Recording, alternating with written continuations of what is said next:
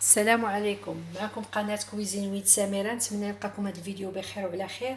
اليوم ان شاء الله من ضمن تحضيرات عيد الاضحى اليوم غادي نوجد لكم عطريه تاع لي زيرب دو بروفنس، عطريه ايطاليه. هاد العطريه بالاعشاب المنسمه اللي كنحتاجوها في لي بات، في اكثريه كنحتاجوها في البيتزا. فملي كنبغيو نشريوها ولا شي حاجه ما كتقام علينا بثمن شويه عالي. اللهم الانسان يوجدها وكتقام عليه بثمن مناسب.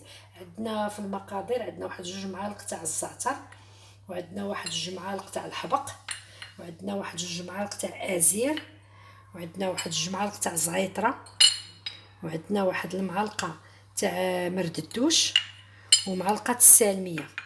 كنخلطوا هادشي كله في الطحان الكهربائي وكنهرمشوه، ما كنطحنوش ملينوش.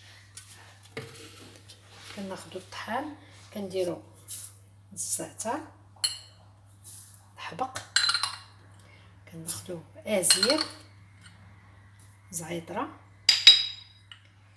هذا مرد الدوش، ناخذوا السالميه. دوك نكونوا مصهدينهم شويه باش كيطحنوا لينا، ماشي كيطحنوش، عا كنهرمشوهم صافي. كناخذوا على هذا الشكل كنهرمشوه ونتلاقاو من بعد. ها هما كما كتشوفوا، هما هرمشناهم، هما كيجيو، ها هما بحال تاع المتاجر الكبرى، بحال. وهنا كنعرفوا، مازال كنعرفوا شنو مدخلين فيهم ومنقينهم ومصهدينهم، وكنحتاجوهم في لي بات، في الحوت، في الزعت، في البيتزا، في المملحات. فوق ما بغيناهم كنلقاوهم. وعرفتي الريحه ديالهم مع ما كيكونوا يلا طحنوا كيكونوا جداد. هما الانسان ما يكثرش منهم، بدا يدير مدى القياس اللي غادي ياخذ تاع واحد 15 يوم تاع 20 يوم هكا، ويعاود يطحنهم لان ما فيهمش مواد كثيره.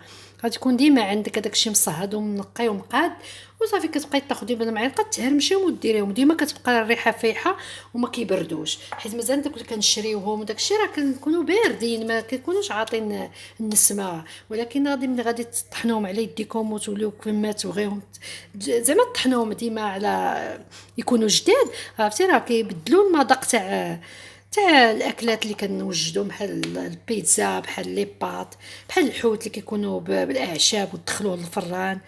مازال غنوجد معكم هكا شي اطباق يكونوا هكا بالاعشاب وبهاد العطريه اللي وجدنا كاملين.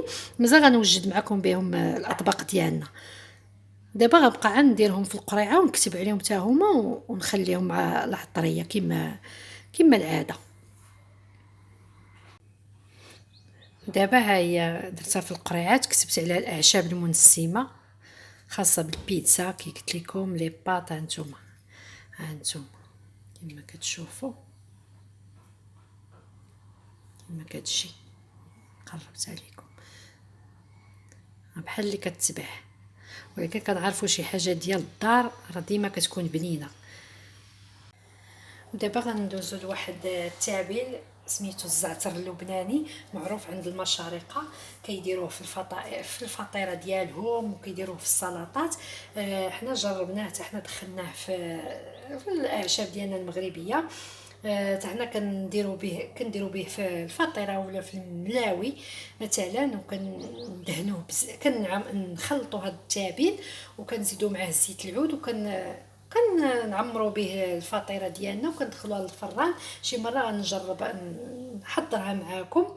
وكما كنديروه ثاني في السلطه، كنرشوه على السلطه. هاد الزعتر اللبناني هو فيه خليط من قياسه قياس الجنجلان قد قياس السماق. كما كتشوفوا هذا هو السماق، هو راه كيتباع عند المتاجر اللي كيتباعوا المواد الشرقيه. هانتوما راه هو احمر، هو المذاق ديالو فيه النكهات محمض، مذاقه محمض شويه. وعندنا الزعتر.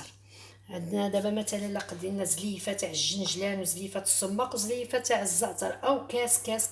المهم اي حال، اي مشينا باي مقدار خصنا نقادوهم كلهم. كناخذوا هاد الجنجلان وهاد السماق وهاد الزعتر كنطحنوهم شويه. هما كما كتشوفوا الجنجلان على فكره يكون مصهد وسخون شويه، سخون صافي. كنديروا ليه هاد الصماق. هاد الصماق تا هو راه زوين، راه المذاق ديالو لا تجربوه وغادي تذوقوه. المذاق ديالو محمض، كيعطي واحد الحموضه والزعتر. صافي دابا غادي نطحنوه ونتلاقاو من بعد. هانتوما كتشوفوا كيما هرمشتو. انا غادي نكبو هنايا باش يبان لكم مزيان.